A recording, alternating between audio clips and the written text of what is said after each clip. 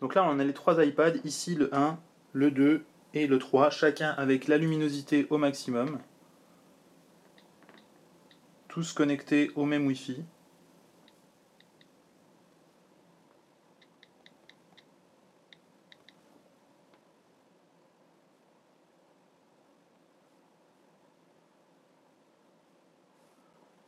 Voilà, et donc là je vais ouvrir le même site qui n'a pas encore été ouvert sur aucun des téléphones, sur aucune des tablettes, pardon.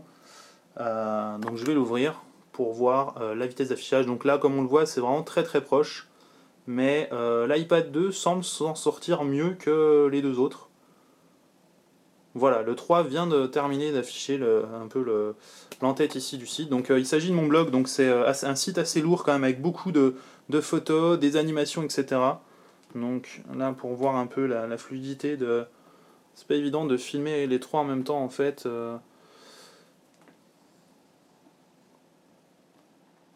Bon, c'est vraiment très proche en termes de rendu.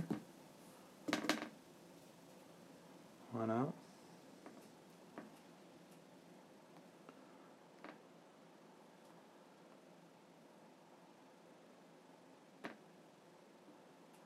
Encore une fois, rien n'a été mis en cache, hein, c'est vraiment lancé sur le même Wi-Fi avec la même configuration.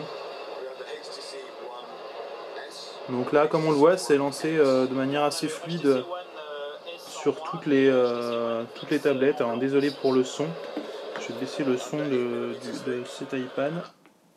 Voilà. Donc comme on le voit, c'est lancé de manière assez fluide sur les 3 tablettes. Avec un basculement assez rapide sur l'iPad 1.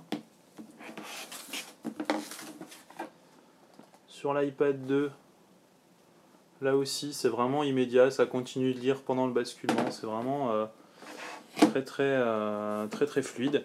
Et sur le 3, là encore, c'est vraiment fluide. Donc aucun souci à ce niveau-là. Au niveau du surf et de la lecture de vidéo, les trois tablettes sont finalement assez proches en fait, en termes de performance.